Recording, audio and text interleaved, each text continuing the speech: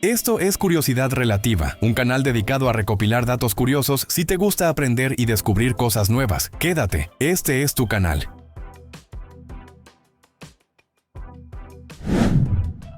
¿Sabías que Nintendo, la misma empresa que revolucionó el mundo con Mario y Zelda, también lanzó un invento que fue un fracaso tan épico que parecía una broma de mal gusto? Hablamos de la Virtual Boy, el intento de realidad virtual más incómodo, rojo y doloroso de los años 90.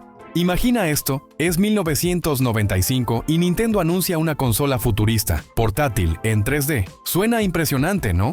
Pero cuando los jugadores se ponían el aparato, en vez de sentirse como en el futuro, se sentían mareados. Literalmente, la Virtual Boy proyectaba gráficos rojos monocromáticos sobre un fondo negro, y eso, combinado con un casco inmóvil que parecía salido del consultorio de un oftalmólogo, te dejaba con dolor de cabeza, ojos secos y ganas de devolver el desayuno.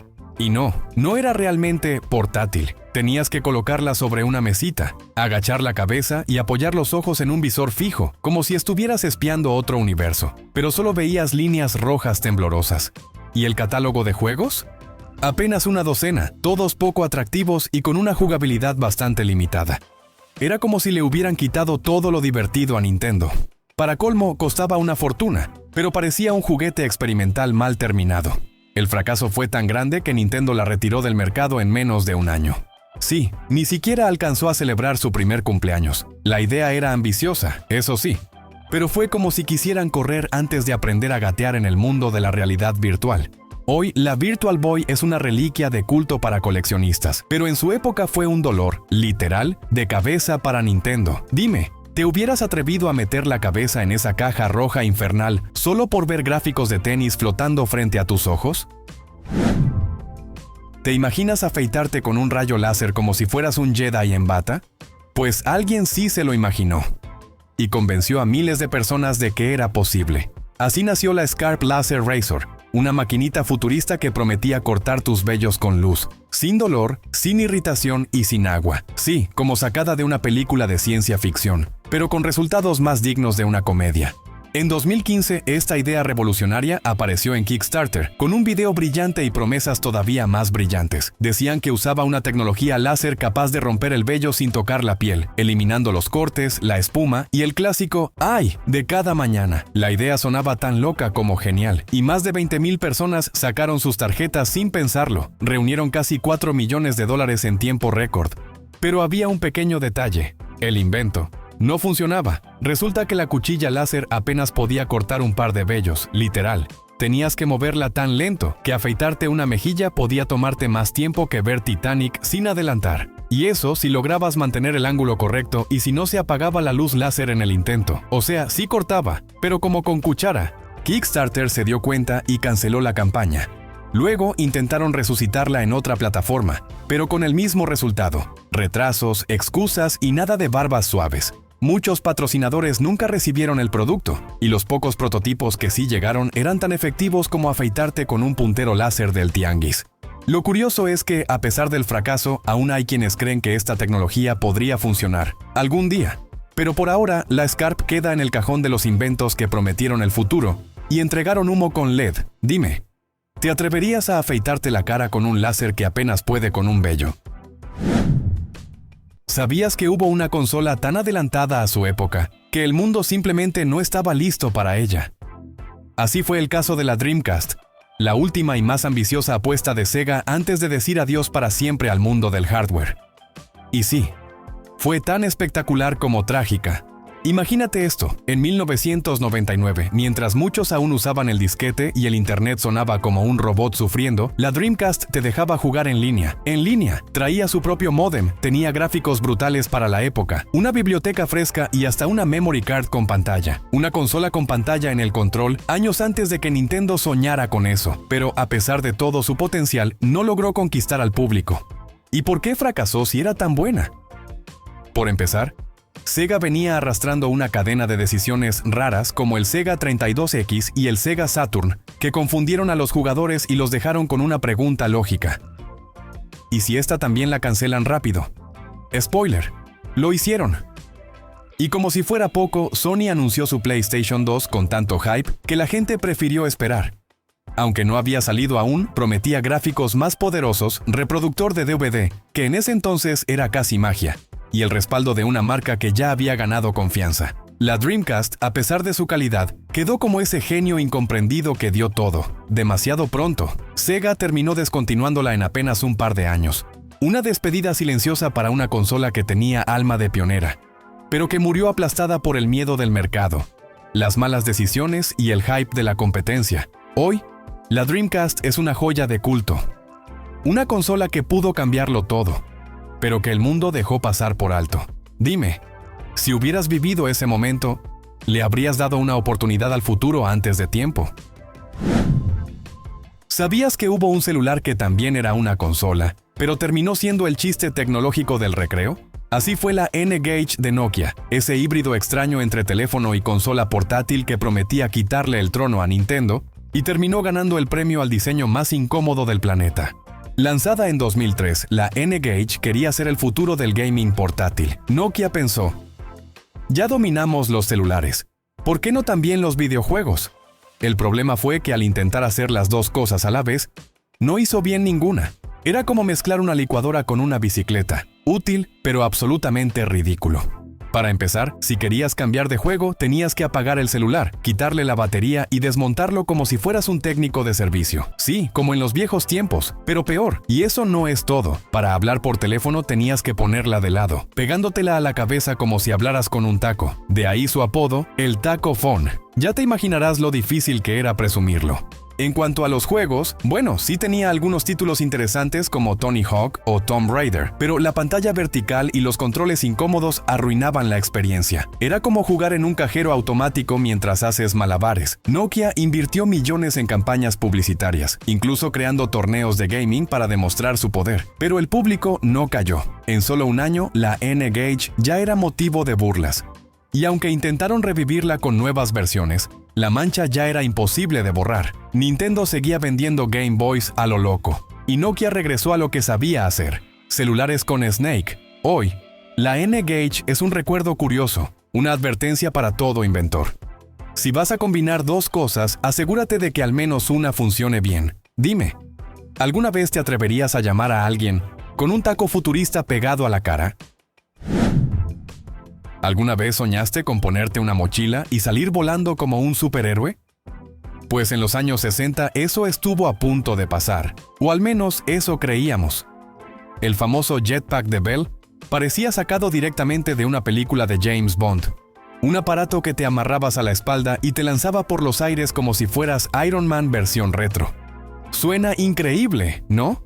Bueno, en la práctica, era un desastre con hélices. La idea era simple: moverte por el cielo con propulsión personal, sin aviones ni autos, solo tú y tu mochila cohete. Pero había un detalle, mejor dicho, muchos. Para empezar, el jetpack solo podía volar 20 segundos. Sí, apenas levantabas vuelo, ya tenías que estar pensando en cómo aterrizar antes de que se acabara el combustible. Era como tener una bici que solo avanza 3 pedaleos y se apaga. Y si eso no fuera suficiente, el combustible era tan explosivo como caro. Cada vuelo era una mezcla de adrenalina, terror y riesgo de convertirte en fuegos artificiales humanos. Ni hablar del control. Dirigirlo era como tratar de manejar un toro en llamas. Muy pocos pilotos lograban dominarlo sin parecer una piñata con propulsor. Aún así, el ejército de Estados Unidos se interesó. Querían ver si servía para misiones rápidas o rescates, pero cuando vieron que era más probable que el soldado se estrellara contra un árbol antes de completar el recorrido, mejor dijeron, gracias pero no, joven. Hoy, los jetpacks modernos siguen intentando mejorar la fórmula, pero el de Bell quedó como el pionero fallido, un ícono del casi lo logramos en la historia de la tecnología. Dime, ¿te atreverías a ponerte una mochila explosiva a la espalda solo para volar 20 segundos como si fueras un héroe? ¿O un chicharrón con casco? ¿Sabías que uno de los autos más famosos del cine fue, en la vida real, un fracaso tan estrepitoso que ni viajando al pasado pudo salvarse? El DeLorean DMC-12, ese auto con puertas de ala de gaviota que todos recordamos por Volver al Futuro, fue en realidad una gran promesa, que terminó estrellándose contra la dura pared del mercado. La idea era crear un auto deportivo del futuro, carrocería de acero inoxidable, diseño futurista y puertas que se abrían hacia arriba como si fueras a despegar. John DeLorean, el genio detrás del proyecto, había trabajado en General Motors y se creía el Steve Jobs de la industria automotriz. Su visión era clara, hacer historia, y vaya que lo logró. Pero no como él esperaba. Para empezar, el DMC-12 no era rápido. De hecho, su rendimiento era más parecido al de una tostadora con ruedas. Tenía un motor que parecía susurrar en lugar de rugir, y aceleraba con la emoción de una bicicleta cuesta arriba. Pero lo más loco era su precio. Costaba como un deportivo de lujo, pero se manejaba como un refri con espejos. Además, la producción fue un caos. La fábrica se instaló en Irlanda del Norte, en plena crisis política, con problemas financieros desde el día 1. Y por si fuera poco, el propio John DeLorean fue arrestado por tráfico de drogas en un intento desesperado por salvar su empresa. Sí, tal como lo oyes, drogas. Aunque luego fue absuelto, el daño ya estaba hecho. Se produjeron menos de 10,000 unidades y la compañía quebró en menos de 3 años. Pero gracias al cine, el DeLorean se volvió inmortal, aunque más como ícono cultural que como buen auto. Lo curioso es que hoy en día tener uno es símbolo de culto, aunque sigue siendo igual de incómodo y lento que antes. Dime, ¿te atreverías a conducir un auto que se ve increíble, pero maneja como una lavadora con ruedas? En 2011, quizá lo llegaste a ver o conocer de qué estoy hablando, pues que Sony hizo una jugada arriesgada. Tomó un smartphone y lo fusionó con un control de PlayStation. Así nació el Sony Xperia Play. Un dispositivo que, al deslizarlo, te revelaba un gamepad completo, como si llevaras una consola en el bolsillo. Sonaba perfecto. Un teléfono Android con botones reales para jugar. Y sí, era llamativo. Pero muy pronto, la emoción se convirtió en decepción. La PSP, también de Sony, tenía mejores gráficos, mejor catálogo y más potencia. Entonces, ¿por qué comprar un híbrido? Si podías tener una consola real. Los juegos móviles, además, empezaban a abrazar las pantallas táctiles. Angry Birds, Temple Run, Fruit Ninja. Ninguno necesitaba botones físicos. Así que, el gran control del Xperia Play se volvió innecesario. Y luego está el tema del apoyo de los desarrolladores. Muy pocos juegos se adaptaron al gamepad, y los exclusivos brillaban por su ausencia. Era como tener un mando sin juegos que lo aprovecharan. Y ojo con lo técnico. A pesar de ser un móvil para gamers, su procesador era de un solo núcleo, junto con una RAM que no impresionaba ni en su época. Los juegos pesados iban a tirones. Era bonito, era único, pero no era potente, y no era práctico. Muchos lo compramos ilusionados, yo incluido. Claro, mis papás lo pagaron a meses sin intereses. No era barato. Y para colmo, me lo robaron. Con todo eso, el Xperia Play terminó en las listas de fracasos. Una idea buena, pero con ejecución floja. Hoy es una rareza de colección. Una pieza de historia para quienes soñamos con una consola en el teléfono. Y recibimos, en su lugar, una decepción elegante. Ese teléfono sí lo pude conocer. Y sí, dolió más que el robo. Darme cuenta que no era lo que prometía. Ya que estamos hablando de celulares que nacieron para fracasar, déjame contarte que Amazon no se quedó atrás. Claro, una marca que parecía tenerlo todo. Éxito en libros o en comercio, en servicios de streaming, y un asistente virtual que te escucha hasta cuando no lo llamas. Pero en 2014, decidieron hacer un teléfono, y no cualquier teléfono. Un smartphone con pantalla 3D y múltiples cámaras frontales. Así nació el Amazon Fire Phone. Y sí, fue un incendio, pero no del tipo que esperaban. Desde el principio algo no cuadraba. Costaba lo mismo que un iPhone o un Samsung Galaxy de gama alta, pero nadie conocía su sistema operativo, Fire OS. ¿Y qué traía dentro? Pues no tenía acceso a la Google Play Store, nada de YouTube, Gmail ni miles de apps populares. Solo la tienda propia de Amazon, que era como entrar a una plaza vacía un domingo por la noche. Y lo de la pantalla 3D. Bueno, eso sí llamaba la atención, pero por poco tiempo. Los sensores seguían tus ojos para hacer un efecto dinámico. Todo era bello y bonito, hasta que te mareabas, o te dabas cuenta de que no servía para nada útil. Era como ponerle luces de neón a una licuadora. Bonito, pero ¿para qué? La gente esperaba algo más barato, más funcional, más Amazon. Un teléfono que dijera, soy práctico, te conecto con tus compras, soy parte del ecosistema.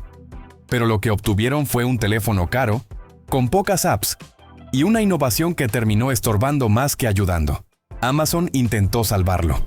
Le bajó el precio, hizo ofertas, y aún así, nunca despegó.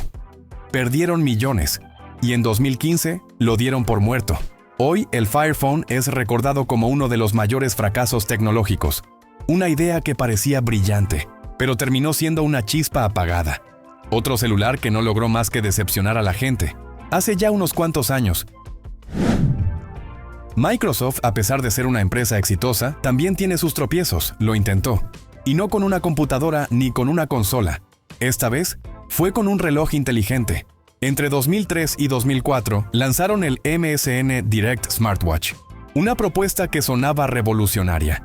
Un reloj que te daba noticias, clima, citas del calendario, todo en tu muñeca. Mucho antes del Apple Watch, mucho antes del boom de los wearables. Pero aquí viene el problema. Para que funcionara necesitabas pagar una suscripción. Algo que no creo que la gente les guste, o sea, ya te compré el artículo y aún. ¿Hay que ahora pagar algo más? ¿Y cómo llegaban los datos? Por ondas de radio FM. Sí, como si fueras a sintonizar tu pronóstico del clima, en medio de una canción de los 80. El modelo de negocio era incómodo. No solo comprabas el reloj, tenías que pagar mensualmente por un servicio que, en esa época, no era tan útil como prometían. Te daba titulares, un poco de información bursátil, y eso era todo. No había apps, no había interacción real, ni siquiera podías responder mensajes. Y claro, estamos hablando de 2003. La gente apenas estaba entendiendo qué era Internet móvil. Mucho menos querían pagar por un reloj que parecía caro, limitado, y que dependía de tecnología que ya sonaba vieja. Las ondas FM no podían competir con lo que años después ofrecerían el Wi-Fi y el Bluetooth. Para colmo, los relojes se veían como mini calculadoras en la muñeca. Pantalla monocromática, diseño tosco, cero atractivo. Un gadget para ingenieros, no para el público. El que sí era para el público era ese reloj Casio con calculadora. Era una maravilla para llevarlo a la escuela primaria y resolver rápido tu tarea. Algo que sí hay que reconocer es que Microsoft fue pionero, sí. Tuvo la visión, pero no tuvo el timing. Ni el diseño, ni la tecnología adecuada, ni el público preparado. El MSN Direct Smartwatch quedó en el olvido, no por falta de ideas, sino por exceso de complicaciones. Otra decepción más, que trató de adelantarse a su tiempo, pero terminó atrasándose en la historia. Si te está gustando nuestro contenido, ayúdanos y compártelo con tus amigos curiosos. Y si aún no te has suscrito, no esperes más. Te invito a hacerlo. Somos tus amigos de Curiosidad Relativa. ¿Te acuerdas de el Samsung Galaxy Note 7? Un teléfono que prometía revolucionarlo todo. Pantalla impresionante, potencia brutal, diseño premium. Pero terminó explotando en las manos de sus usuarios. Literal, lo que parecía el próximo gran paso para Samsung.se convirtió en uno de sus mayores escándalos tecnológicos. Y todo por una batería defectuosa. ¿La causa? Un separador fallido dentro de la batería permitía que el ánodo y el cátodo, dos elementos que jamás deberían tocarse, hicieran contacto. Eso generaba un calor extremo. Y luego, ¡boom! Explosiones, incendios, teléfonos carbonizados, usuarios aterrados. Pero la historia no termina ahí. Samsung, en su desesperación por corregir el desastre, sacó una nueva tanda de Note 7, que también se incendiaban. El desastre fue total. Retiraron millones de unidades. Las aerolíneas prohibieron el Note 7 en vuelos. Y los memes no tuvieron piedad. Recuerdo uno que decía, el regalo perfecto para tu suegra. Samsung perdió miles de millones de dólares. Su imagen se desplomó. Y lo peor, la confianza del público quedó hecha cenizas. Todo por no darle a la batería el espacio suficiente dentro del diseño y por apresurar la fabricación sin las pruebas adecuadas. Las consecuencias fueron graves, pero también necesarias. Pero no todo fue malo, ya que Samsung implementó un sistema de pruebas de seguridad mucho más riguroso. Aprendió la lección, y con sangre. Y desde entonces, sus teléfonos son examinados como si fueran joyas nucleares. A veces, incluso las compañías más grandes, se estrellan en su ambición. El Galaxy Note 7 tenía todo para ser un éxito, pero terminó siendo una bomba de bolsillo. Tal vez a los mineros les hubiese servido en una operación de cielo abierto, pero no para el pobre usuario que solo quería mandar un WhatsApp, sin salir ardiendo. ¿Te acuerdas de este celular? ¿Qué? Fue otra gran decepción tecnológica. Otro aparato que era un rotundo fracaso y que cae en este video es el Twitter Pic, un dispositivo que parecía salido de una broma, pero que costaba $200. La historia empieza así. Corría el año 2009. El iPhone ya había cambiado las reglas del juego. Los smartphones eran capaces de... bueno, todo. Y al decir todo me refiero a llamar, navegar, enviar correos, ver videos y por supuesto usar Twitter. Entonces llega este aparato que solo podía enviar y recibir tweets. Nada más. No llamadas, no mensajes. Ni siquiera podías abrir los enlaces que venían en los tweets. Y ni hablar de la pantalla. Solo mostraba los primeros 20 caracteres. ¿Querías leer el resto? Tenías que desplazarte lentamente, como si estuvieras tallando piedra digital. ¿Quién pensó que esto era una buena idea? Con smartphones ya dominando el mercado, el Twitter Pic nació obsoleto. Era como lanzar un reproductor de VHS o beta, en plena era de Netflix. ¿Y el precio? $200. Por un dispositivo que hacía una sola cosa. Y encima, mal. Las críticas no se hicieron esperar. Compré algo estúpido, inútil, fracaso total. Y eso fue siendo amables. Pic, la empresa detrás del invento, intentó redimirse con una versión mejorada, el Pic 9. Pero ya era tarde. El daño estaba hecho. Y el mercado los quería, pero lejos y fuera de ellos. Al final abandonaron los dispositivos y se refugiaron en servicios en la nube. Un triste cierre para un gadget que prometía ser revolucionario, pero terminó siendo una anécdota tecnológica más, y que hoy te podemos contar. ¿Y qué sabes hacer? Pues fíjate que solo puedes tuitear. ¡Oh! ¡Qué bien! Porque, seamos honestos, nadie, absolutamente nadie, necesitaba un aparato que solo sirviera para tuitear. Hubo un tiempo en que mover tu cuerpo frente al televisor era parte del juego. Eso prometía el iToy, un accesorio para la PlayStation 2 que, en teoría, iba a revolucionar la forma de jugar. Sin controles, sin botones, solo tú, tu cuerpo y una cámara observándote. Y sí, era innovador. Para el año 2003 eso era una locura futurista. Te veías en la pantalla y golpeabas burbujas con tus manos. iToy. Play fue uno de los primeros juegos que lo demostraba. Y muchos lo disfrutamos, por un rato. Pero algo no terminó de cuajar. La cámara tenía una resolución modesta de 640x480. Y tenías que ajustar el enfoque a mano. Si jugabas con poca luz, buena suerte. Y si te movías muy rápido, la imagen se volvía un borrón de píxeles. Era divertido, sí, pero limitado. Muchos lo probaron, se rieron. Y luego lo guardaron en un cajón para siempre. Lo siento, Buddy, pero así son las cosas. Los juegos eran simples, demasiado simples. El concepto se sentía más como una curiosidad de feria que como una revolución duradera. No había una biblioteca de juegos sólidos que aprovecharan al máximo su potencial. Y aunque no fue un fracaso estrepitoso, tampoco fue el icono que Sony esperaba. Luego llegó el PlayStation Eye. Y más tarde la PlayStation Camera. Ambas mejores, más precisas, más modernas. Y el iToy quedó como el experimento simpático que nadie pidió dos veces. Pero hay que decirlo, el iToy fue el que abrió el camino.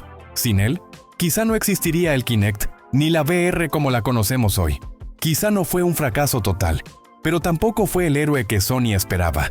Fue más bien el inventor olvidado en la historia de los videojuegos. ¿Tú lo llegaste a usar? ¿O también terminó juntando polvo como en tantas casas? Y este fue otro intento, que al final solo nos decepcionó.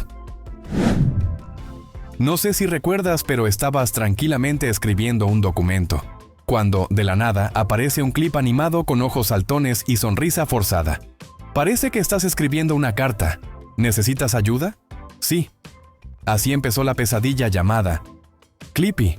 Microsoft lo lanzó con buenas intenciones, un asistente virtual que te ayudaría con tus documentos en Office. Pero lo que prometía ser útil, terminó convirtiéndose en uno de los personajes más odiados del software. ¿La razón? No se callaba nunca. Clippy no entendía el contexto. No distinguía si eras un novato o un experto. Solo aparecía, una y otra vez. Como si no tuviera nada mejor que hacer. Parece que estás escribiendo una carta. ¿Quieres ayuda con eso? ¿Estás seguro que no necesitas ayuda? No, Clippy, no necesito ayuda. Era intrusivo, inoportuno y muchas veces completamente inútil. Su diseño estaba pensado para el primer uso, pero después de eso se volvía una molestia persistente. Y aunque Microsoft trató de hacerlo más divertido, añadiéndole bromas, expresiones, incluso una voz, todo fue en vano, porque lo que la gente quería era trabajar sin ser interrumpida por un clip con complejo de salvavidas. Clippy se convirtió en un ícono, pero no del éxito, sino del fracaso en entender al usuario. Era tan molesto que se volvió meme, antes de que los memes fueran una cosa. Finalmente, Microsoft tiró la toalla. En 2007, Clippy fue eliminado para siempre de Office. Sin ceremonias, sin despedidas, solo silencio. Y muchos usuarios respiraron aliviados, pero Clippy nos dejó una lección importante. Ni el asistente más simpático puede ayudar si no entiende cuándo callarse. ¿A ti también te llegó a molestar ese asistente virtual? Coméntamelo, porque Clippy no murió por falta de carisma. Murió de tanto interrumpir. ¿Mueres siendo un héroe o vive lo suficiente para convertirte en un villano? Lo siento, Clippy. Imagina sentarte en una cabina futurista, allá por 1957. Pantalla envolvente, sonido estéreo, vibraciones en el asiento, olores sincronizados con la película y hasta ráfagas de aire directo al rostro. Sí, todo eso existió y se llamó Sensorama.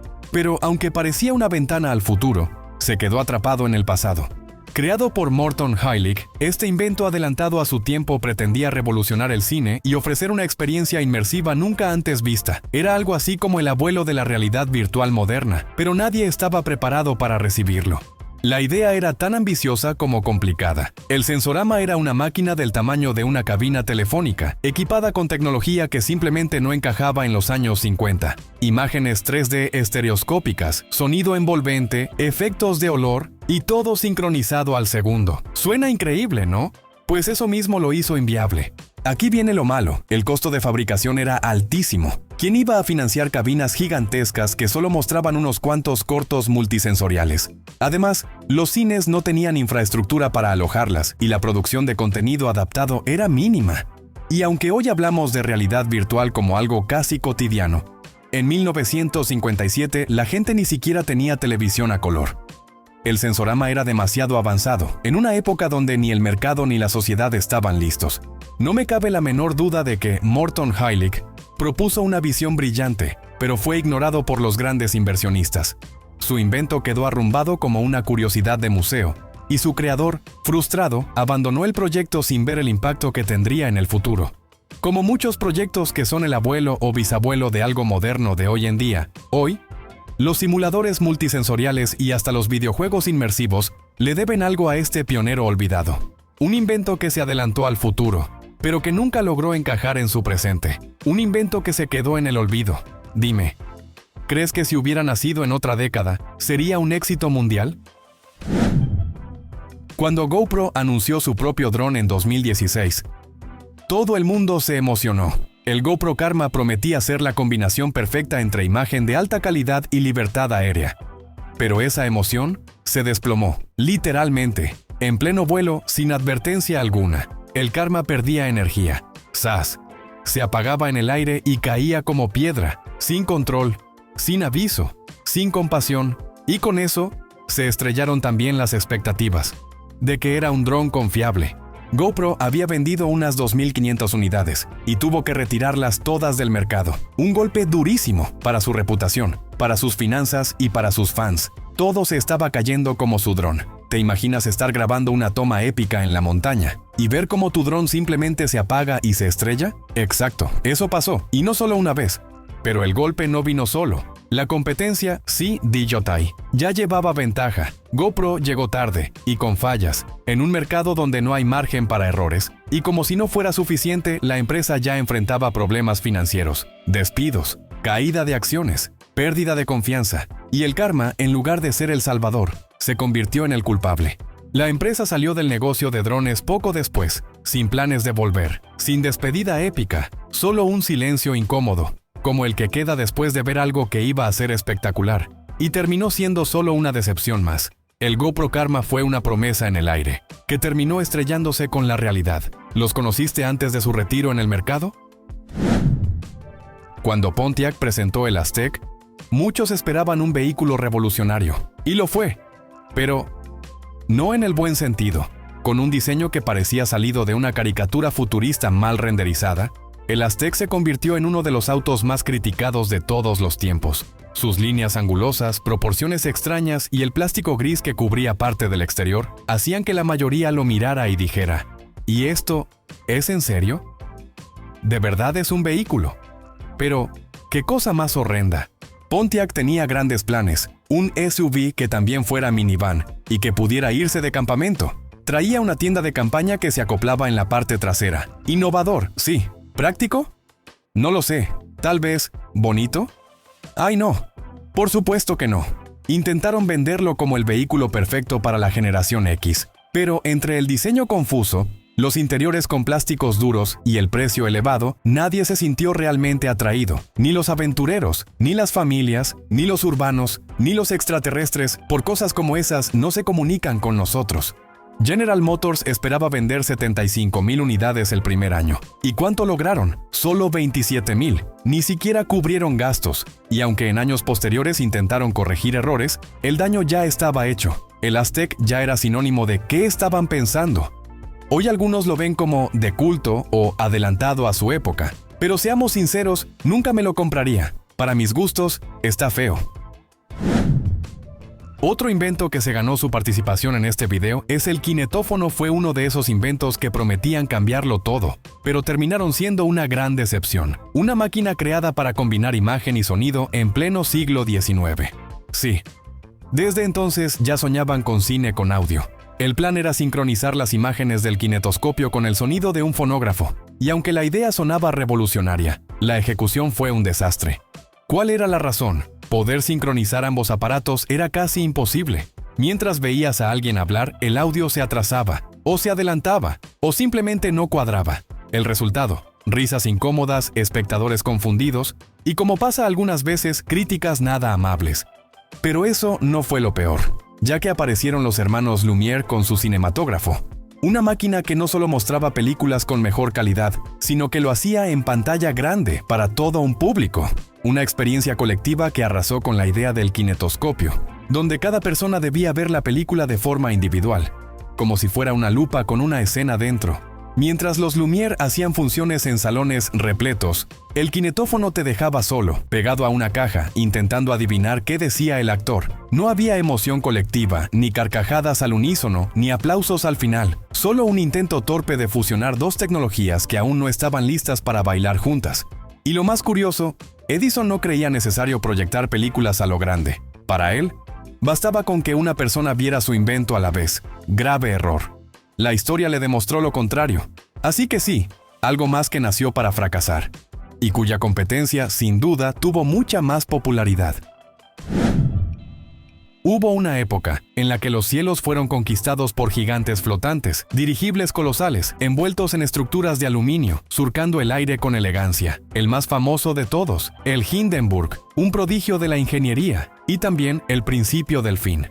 El 6 de mayo de 1937, en Lakehurst, Nueva Jersey, el Hindenburg descendía suavemente. Todo parecía normal, hasta que, en segundos, el cielo se encendió en llamas. El gas hidrógeno, altamente inflamable, hizo lo que todos temían: explotó. La aeronave fue devorada por el fuego ante los ojos del mundo. Murieron 36 personas, y la confianza en los zeppelines murió con ellas.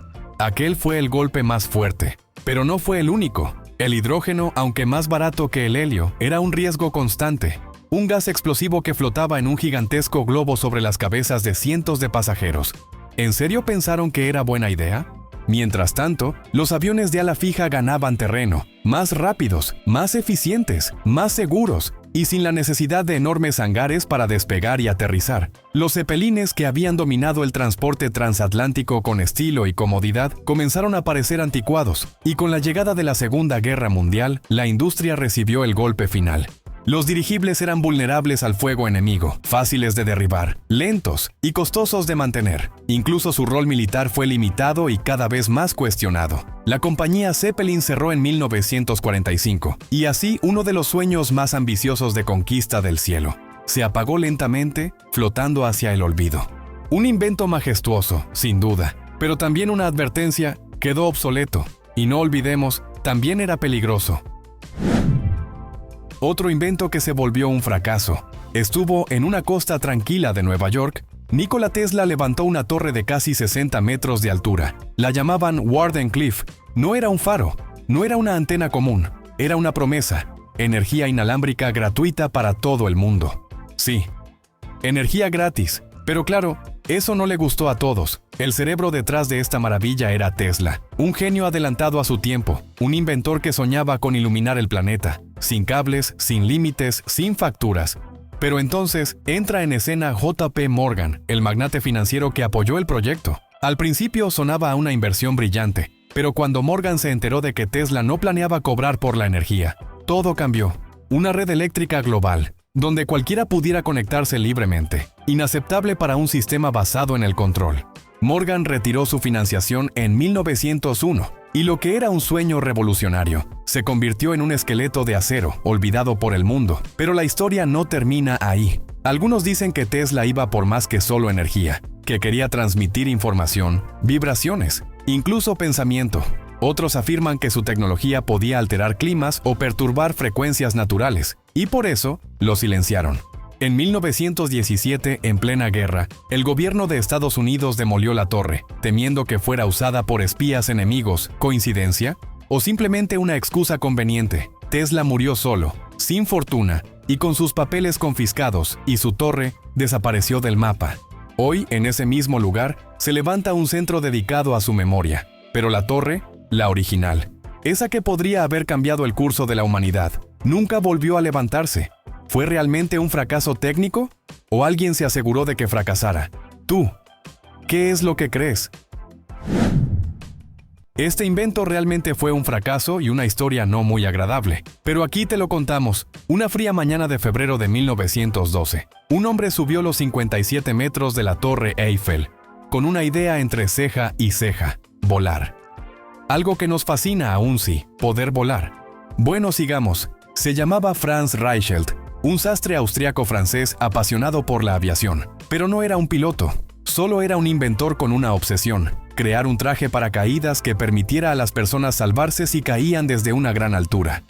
Su invento parecía una mezcla extraña entre impermeable, abrigo y alas plegables. ¿Un traje de Batman? No, más bien un diseño tosco, pero según él, funcional. Las pruebas con maniquíes no fueron que digamos muy concluyentes, pero él tenía fe, demasiada fe. El 4 de febrero, rodeado de periodistas, curiosos y cámaras, Reichelt decidió probarlo él mismo, diciendo: esto es mío y yo lo pruebo. Así que subió por el interior de la Torre Eiffel, vestido con su creación. Los oficiales estaban convencidos de que usaría un maniquí, pero no, él se convertiría en su propio experimento. La multitud contuvo el aliento. Franz se paró en el borde del primer piso. El viento soplaba, y entonces saltó. Lo que siguió fue un desastre. El traje, en lugar de desplegarse, se plegó contra su cuerpo, y Franz cayó sin control. El impacto fue brutal. Su cuerpo quedó destrozado. Cráneo, columna, piernas, todo hecho trizas. Murió en el acto, y todo quedó grabado. La prensa lo llamó el sastre volador, pero no con admiración, sino como advertencia. Su invento no funcionó, su fe lo llevó al vacío, y su historia quedó para siempre, como una lección de lo que puede suceder cuando la pasión por innovar supera la precaución. Realmente para muchos esto fue impactante. Este invento se da en los oscuros y turbulentos años de la Primera Guerra Mundial. Un gigantesco monstruo mecánico emergió de las profundidades de la imaginación rusa. Una bestia blindada de casi 9 metros de altura, con ruedas tan grandes como una casa de 2 pisos. Lo llamaron el tanque del zar. Y no era un tanque como los que conoces. No tenía orugas, sino 2 ruedas colosales al frente y un pequeño rodillo trasero que parecía una broma. Se suponía que iba a aplastar obstáculos, romper trincheras, dominar el campo de batalla con su sola presencia. Pero apenas tocó el barro, todo ese sueño se desmoronó. Las ruedas traseras, el pequeño rodillo direccional, no podían soportar el peso del monstruo. Cada vez que el tanque intentaba avanzar, se atascaba. No una ni 2 veces, siempre. Y aunque su tamaño imponía, no tenía el poder necesario para mover esa masa de acero. Sus motores gemelos eran insuficientes, y ni hablar de su blindaje. Cualquier artillería pesada podía atravesarlo. Un blanco enorme y lento en medio del campo abierto. La alta comisión lo observó en las pruebas, anotaron, discutieron, evaluaron, y al final, el veredicto fue unánime: un fracaso. Costó 250,000 rublos, y ni siquiera llegó al frente. Nunca disparó un cañón en combate, nunca avanzó más allá de unos cuantos metros en barro. En 1923 lo desmantelaron, como si hubieran querido borrar la evidencia de su error. Pero su imagen, esa estructura absurda, como salida de un sueño steampunk soviético, todavía aparece en libros de historia militar. Una reliquia de lo que pudo ser, pero no fue. Dime, ¿sabías esto? En pleno corazón de Nueva York, una pequeña máquina vibraba en silencio, en el laboratorio de un hombre que, para muchos, rozaba lo sobrenatural: Nikola Tesla. Su tamaño era apenas mayor al de un puño cerrado, pero, según él, tenía el poder de hacer temblar edificios enteros. Una máquina de terremotos. Tesla aseguraba que su oscilador electromecánico podía encontrar la frecuencia natural de cualquier estructura, y al hacerlo vibrar en esa frecuencia podía colapsarla. Así como una copa estalla con la nota justa, él pretendía sacudir el mundo. Y una noche, mientras ajustaba su máquina, algo extraño ocurrió. Los vecinos comenzaron a sentir temblores, las ventanas vibraban, las paredes crujían, y hasta los obreros del edificio salieron corriendo. Asustado por lo que parecía haber provocado, Tesla tomó un mazo y destruyó su propio invento antes de que llegara la policía, o al menos, así lo contó años después. ¿Realidad o leyenda? Décadas más tarde, experimentos modernos, como los de Mythbusters, intentaron replicar su oscilador. Sí, lograron hacer vibrar estructuras pequeñas, pero nada como un terremoto, ni siquiera cerca. La ciencia actual dice que su máquina no tenía la potencia necesaria, y que nunca se demostró que pudiera causar un sismo real. Pero el misterio sigue ahí. Tesla no dejó planos completos, solo fragmentos, notas, rumores. Y luego está la pregunta: ¿qué pasaría si alguien hoy lograra construir una versión completa y funcional? Un dispositivo que, en las manos equivocadas, pudiera provocar evacuaciones, colapsos, o incluso librarte de ir a trabajar con un buen sismo accidental. Sí, suena como ciencia ficción, pero con Tesla todo siempre suena así, hasta que deja de serlo. Es curioso pensar que una máquina de terremotos en manos equivocadas podría volverse el arma más silenciosa jamás creada. Imagínate un triciclo futurista eléctrico, diseñado para revolucionar el transporte urbano, compacto, silencioso, con estilo. Bueno, al menos esa era la idea. En 1985, Sir Clive Sinclair, el mismo que había triunfado con microcomputadoras, presentó al mundo el Sinclair C5, un vehículo que prometía cambiar la forma en que nos movíamos, pero lo que debía ser el futuro terminó siendo una anécdota bastante costosa. El C5 era un triciclo eléctrico de 3 ruedas, muy bajito, sin puertas, sin techo y sin espejos. En plena Gran Bretaña, donde el clima es una ruleta de lluvia, el conductor iba prácticamente acostado y completamente expuesto. Su batería apenas aguantaba unos 30 kilómetros y la velocidad máxima era de 24 km/h. Eso sí, si ibas cuesta arriba, mejor bájate y empújalo. Pero lo peor no fue eso. Lo peor fue su invisibilidad en el tráfico. Los conductores no podían verlo, lo que lo hacía tan vulnerable como una tortuga cruzando una autopista. Y aunque Sinclair apostaba todo a su invento, nunca realizó estudios de mercado. Creó algo que nadie necesitaba, y que muchos simplemente veían como un juguete ridículo. La prensa lo destrozó, la gente se burlaba, y las ventas fueron un desastre. En pocos meses, la producción se detuvo, y Sinclair Vehicles terminó en bancarrota. Intentaron arreglarlo con parasoles, mástiles reflectantes y hasta anuncios con chicas en bikini conduciéndolo. Nada funcionó. Hoy el C5 es una pieza de colección, pero también un ejemplo clásico de cómo un sueño mal ejecutado puede derrumbarse sin remedio. Dime, ¿tú también crees que fue un desastre tecnológico? En 1985, Coca-Cola hizo lo impensable. Cambió su fórmula secreta. Así nació la New Coke, una versión más dulce, más moderna y supuestamente mejor. Las pruebas de sabor a ciegas decían que ganaba frente a Pepsi y hasta frente a la Coca-Cola original. Pero hay algo que las encuestas no pudieron prever: el amor incondicional del público por lo clásico. Desde el momento en que salió al mercado, la reacción fue inmediata y furiosa. Miles de llamadas telefónicas, cartas de odio, protestas y hasta boicots espontáneos. Todo por una nueva receta que, objetivamente, no era mala, pero emocionalmente fue un golpe bajo. La gente no solo bebía Coca-Cola, la sentía suya. Era parte de su infancia, de sus recuerdos. Era un símbolo cultural, y de repente esa conexión desapareció en un sorbo. Esto es lo que me impresiona nació y murió. En menos de 3 meses, Coca-Cola tuvo que dar marcha atrás. Anunciaron con bombo y platillo el regreso de la Coca-Cola clásica. Y como era de esperarse, las ventas se dispararon. Nadie quería su nuevo y según innovador sabor. Pero no todo fue un desastre. Paradójicamente, el fracaso de la New Coke reavivó el amor por la fórmula original. La gente volvió a valorarla más que nunca, como si hubieran estado a punto de perderla para siempre. Eso sí, el experimento erróneo costó unos $30 millones, sin contar el golpe a la reputación de la marca.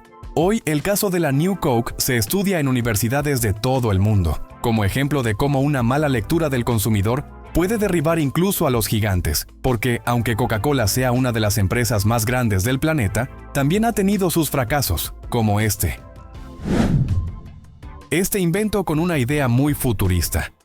Pero en 2002, una empresa llamada Cybernaut Corporation decidió dar un salto al futuro y lanzó algo que prometía revolucionarlo todo, el Cybernaut Poma, un ordenador portátil corporal. Sí, como lo oyes, una computadora pegada a tu cuerpo, con CPU en la ropa, una micropantalla en la cabeza y un teclado en el antebrazo.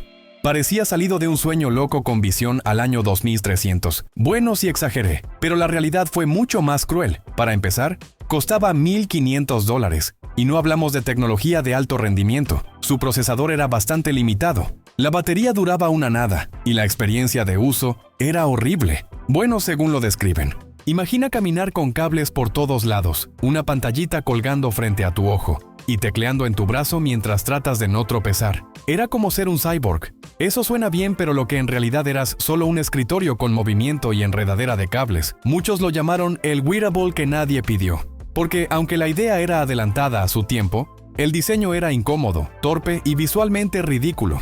¿Quién iba a usar eso en la calle, sin parecer un experimento fallido? Además, el rendimiento era tan pobre que ni siquiera justificaba el esfuerzo de llevarlo puesto. La tecnología aún no estaba lista, y tampoco el mercado. El Cybernaut Poma terminó siendo un chiste costoso, una idea innovadora, pero mal ejecutada. Y cuando una tecnología no es práctica, ni accesible, ni funcional, el fracaso es inevitable. Con el tiempo, la empresa desapareció del mapa, y el Poma quedó como un ejemplo de esos inventos que quisieron volar antes de saber caminar. ¿Sabías de este invento que fracasó? Hubo un tiempo en que guardar tus archivos más importantes requería algo más que un simple clic, y ahí es cuando apareció el disco ZIP. Prometía ser la evolución del disquete, más espacio, más velocidad, más futuro, pero ese futuro fue muy corto. Las unidades ZIP fueron lanzadas con bombo y platillo. Parecían una solución revolucionaria, 100 megabytes por disco. En los 90 eso era impresionante. Pero el problema no tardó en golpear, literalmente, el clic de la muerte. Así se le conocía a ese fatídico sonido, cuando el cabezal de lectura de la unidad .cc estrellaba contra el disco, y adiós datos, adiós confianza, adiós reputación. Y si eso no fuera suficiente, el mercado no esperó. Los CDs grabables llegaron con más capacidad, después los DVDs, y cuando las memorias USB aparecieron, portátiles, resistentes, sin piezas móviles, rápidas y con más espacio, el ZIP no tuvo ninguna posibilidad. Para colmo, las unidades ZIP eran costosas, los discos eran delicados y su compatibilidad no era del todo amigable. Algunos modelos no aceptaban discos de diferentes capacidades, y las nuevas versiones escribían lento en los antiguos. Una receta perfecta para la frustración. En resumen, un invento que quiso ser el héroe de la memoria digital, pero fue derrotado por sus propios errores y por una competencia implacable. Un invento más aplastado por la competencia. ¿Un cubo de cristal con cerebro de computadora? Sí, eso intentó ser el Power Mac G4 Cube. Apple lo lanzó en el año 2000 como una revolución estética, pero terminó siendo un golpe bajo en ventas. Y honestamente, yo ni sabía que esto existía. El G4 Cube era una joya visual, diseñado por Jonathan Ive, con una carcasa de metacrilato transparente, tan elegante que hasta fue exhibido en el Museo de Arte Moderno de Nueva York. Y ahí viene el segundo problema. No podías mejorarle casi nada. ¿Más memoria? Difícil. ¿Otro disco duro? Olvídalo. Si querías más espacio, tenías que conectar unidades externas, y eso lo volvía menos elegante. Además, no incluía monitor, y algunos usuarios reportaban pequeños defectos estéticos, como grietas en el metacrilato. Sí, era bonito, pero no era práctico, y Apple lo aprendió por las malas. Solo vendió 150,000 unidades en un año, y lo descontinuaron rápidamente. Hoy es una pieza de colección, un símbolo de cómo incluso las grandes marcas pueden fallar al intentar mezclar arte con funcionalidad. Como te dije al principio de este dato, realmente solo por hacer este video me enteré que existió esto. ¿Y tú? ¿Lo conocías? ¿Una laptop que prometía ver en 3D? ¿Sin gafas? ¿O sin nada más adicional? Eso era algo que sonaba genial. Sí, eso fue exactamente lo que intentó el Sharp Actius RD 3D en 2004, como una promesa tecnológica que sonaba futurista, pero terminó siendo otra historia de innovación que no funcionó, que solo se quedó en ilusión. Y es que, aunque suene increíble, el primer portátil con pantalla 3D autoestereoscópica fue un fracaso comercial desde el principio. Vamos empezando con una de las cosas más trágicas. Estamos hablando el precio. Casi $3,300. Y eso en una época donde la tecnología 3D apenas despertaba el interés de los consumidores. ¿Lo más prometido? Ver imágenes en 3D sin necesidad de lentes ni nada especial. La realidad, según el efecto, solo se notaba desde un ángulo ultra exacto. Si movías la cabeza un poco, la ilusión se rompía. Y lo peor, según es que se volvía incómodo a la vista. Además, cada vez que activabas el modo 3D, la laptop se volvía más lenta. Y la batería duraba apenas 2 horas. Contenido en 3D, casi inexistente. La gente compraba una máquina que no tenía con qué probar su mayor característica. ¿Diseño ergonómico? Claro que no. Solo que pensaba unos cuantos kilitos, según más de 5 kilos. Una portátil que parecía ladrillo digital con esteroides. El RD 3D fue como ese invento adelantado a su tiempo, pero que llegó sin preparar el camino. El mercado no lo pidió. El contenido no existía, y la tecnología aún estaba verde. Poco después, Sharp abandonó silenciosamente su ambición tridimensional, dejando al RD 3D como un curioso experimento olvidado. ¿O por qué cada fracaso tiene su historia? Y nosotros te la contamos, no te preocupes. En 2005, Motorola y Apple unieron fuerzas para lanzar un teléfono que prometía revolucionar la forma de escuchar música, y lo llamaron ROKR-E1, un celular con iTunes integrado, el primero de su clase, pero lo que pintaba como el inicio de una era dorada, terminó convirtiéndose en un desastre con tono de despedida. Su gran promesa era clara: un teléfono que funcionara como un iPod. Pero apenas lo tenías en tus manos, te dabas cuenta de los problemas. Para empezar, solo podías guardar 100 canciones, sí, aunque tuviera más espacio. Apple impuso ese límite artificial para no hacerle sombra a su propio iPod, y eso fue como ponerle freno a un caballo antes de la carrera. Pero eso no fue todo. Su procesador era lento, la interfaz se trababa, y cuando intentabas reproducir música, parecía que el celular sufría. Incluso Steve Jobs lo presentó en un evento, y falló en vivo. Eso dejó una huella difícil de borrar. Y si querías meter canciones desde tu computadora, prepárate. El proceso era tan lento como desesperante. Conectividad USB 1.1, menús poco intuitivos y tiempos de espera que hacían dudar si valía la pena. Y la cámara, una simple VGA. Nada mal para un juguete barato, pero no para un equipo que pretendía liderar el futuro. Mientras tanto, Sony Ericsson ya venía fuerte con su línea Walkman, y el ROKR simplemente no estaba a la altura. El público lo criticó, las ventas no despegaron, y la alianza Apple-Motorola se rompió. Pero como todo fracaso, dejó una enseñanza. El ROKR-E1 fue el ensayo antes del iPhone. 100 canciones quizás eran muchas para su época, pero muy pocas para conquistar al mundo. En el año 2010, Cisco creyó tener la próxima gran revolución en la comunicación doméstica. Presentaron UMI, un elegante dispositivo que prometía videollamadas en alta definición desde tu televisor. Así como lo oyes, nada de pantallas pequeñas. Hablamos de videollamadas en la comodidad del sofá, a pantalla completa. Pero la idea nunca despegó. El concepto era bueno. Conectabas tu Cisco UMI al televisor y podías ver y hablar con tus seres queridos como si estuvieran allí mismo. La imagen era nítida, la cámara de calidad y la promesa, tentadora. Pero el precio dolía. El aparato costaba $600. Sí, 600. Y por si fuera poco, también te cobraban $25 al mes para usar el servicio. Una suscripción mensual, solo para hacer videollamadas. Ahora imagina esto. En el mismo año, Skype ya te permitía hacer videollamadas gratis desde tu computadora. y FaceTime llegaba al iPhone sin costo adicional. ¿Quién iba a pagar por algo que ya tenía gratis en su bolsillo?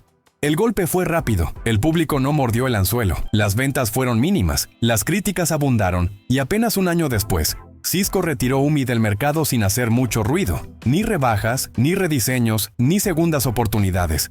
Fue como si nunca hubiera existido. El Cisco UMI pasó a la historia como otro intento fallido de anticiparse a un futuro que ya estaba llegando por otro camino. La idea tenía potencial, sí, pero el tiempo, el precio y la competencia no estaban de su lado. A veces no es suficiente con tener la tecnología. Hay que saber cuándo, cómo y cuánto vale realmente para el usuario. Una más de esas cosas que fracasaron, así sin más. Gracias por ver el video de hoy. Esperamos que te haya gustado, si fue así. No olvides suscribirte y activar la campanita de notificaciones para que YouTube te avise cuando subamos nuevo video.